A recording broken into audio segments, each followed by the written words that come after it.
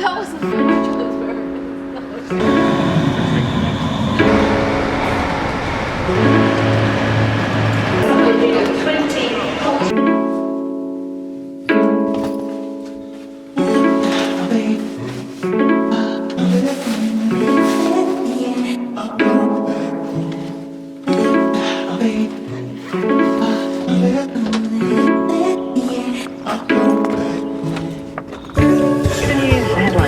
Live and early during the call this morning, Charity Crisis says more than 9,000 people will be sleeping on public transport for intense.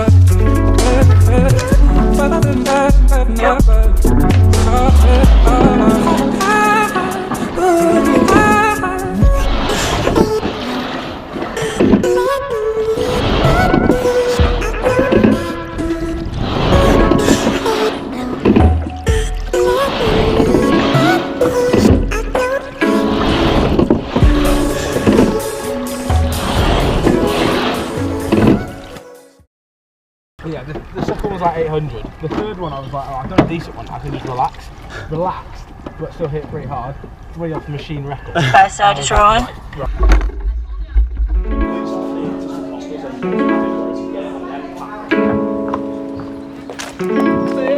Money and complains about. So as you saw, I've come back home for the Christmas holidays to be with my family. So that's really nice, and it was also great to go out on the water with Royal Chester. It's great to get back into rowing, really excited to put in some hard work and catch up for those months that I've missed out. So as I'm speaking to you right now, it's Sunday and Christmas Eve, but the past week I've really been doing a lot of training.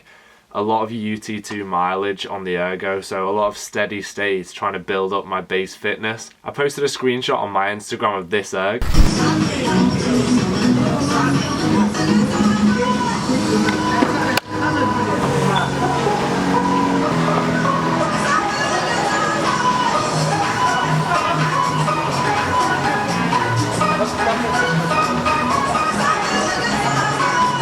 And I actually had a few of you guys reach out to me with questions about steady state rowing, so I thought I'd go into a few tips to improve your fitness and improve your UT2 rowing sessions. As always, I'm just talking to you from my experience, so hopefully you can pick up some useful bits. So first off, when we're talking about UT2 rowing or steady state, we're talking about long, low rate pieces where you keep your heart rate at a steady rate rhythm. You're not at full intensity, you're not at full exertion. You're just sort of teetering around the 130 to 150 beats per minute, and you're basically just doing a long aerobic exercise to build a base level of fitness. So that being said, the very nature of this training is that it takes a long time and it's not at full exertion, so it's kind of boring if anything. You just sat on the ergo for a long time doing like 18 strokes per minute for an hour, for an hour and a half, for 40 minutes, whatever session you've designed. So when we're talking about how to improve your fitness, there's no shortcuts around it, and unfortunately you do have to get involved with some UT2 work. And in fact, the more you do, the better your fitness is going to be. You're going to build a bigger aerobic base. Think of it as every UT2 mile that you cover is sort of money in the bank. It's going to be aerobic fitness that you've gained that you can utilize later on. Once you're preparing for regattas and races and you're really working on that high-end speed, it's going to be the aerobic base that allows you to do that. So here are my 3 basic tips to improve your UT2 training. Number 1, find your ideal distance and do as many of those as possible. So what I mean by this is, we all know there's that one ergo when you see it on the training plan and you absolutely dread that session. That's not how you want to feel about UT2, because as I said before, the more you can do, the better. The more you do, the better your fitness. So if you're dreading every time you get on that ergo, you're not going to do it very often. You're going to do one really long session of like 2 hours and then not do another one for a week. whereas you should have found a more ideal distance for you and done it regularly. Obviously you've got your training plan built in, you're going to have to follow that as much as possible, but my sort of recommendation is, if you have any flexibility with that, find a distance you like, whether it's 10k, 2 half hours, 2 6Ks, and make sure you do that as often as possible. Now that doesn't mean that, oh, I really feel comfortable doing 3k at UT2, which is like a 12-minute piece. That's not enough. You need to be doing over half an hour, I would say. But anything over half an hour that you find comfortable, go with that. Do it as much as possible, and your fitness will build the more mileage you do each week.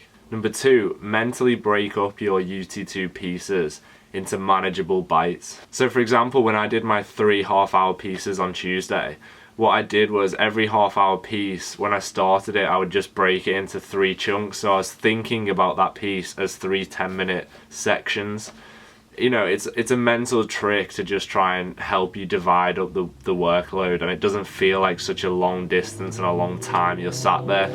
And another good trick that one of my coaches told me was that every 5 minutes into a piece, spend a minute on a technical focus. So usually when you're concentrating on technique, you're less like, you forget about the physical tiredness and the exertion. So every 5 minutes I would do 1 minute of focusing on a quicker leg drive, or a firmer finish, an increased hip swing. Just think about some sort of technical pointer, preferably one that you've had a problem with in the past. So you spend a minute working on that, it's going to take your mind off the fact that you've been doing 45 minutes at rate 18 and you're super tired. And finally, number 3, get yourself a good music playlist and make sure you change it out regularly. Music really helps me with training. It takes my mind off things and it helps motivate me through a session. So make sure you get yourself a good playlist and, you know, make sure it's motivational. Hopefully you found that useful, guys. Just as I've been getting asked a question a few times, I thought, hey, why not make a video about it? And I also wanted to get one more out before Christmas. I'm trying to stay consistent and, you know, I'm doing a decent job so far.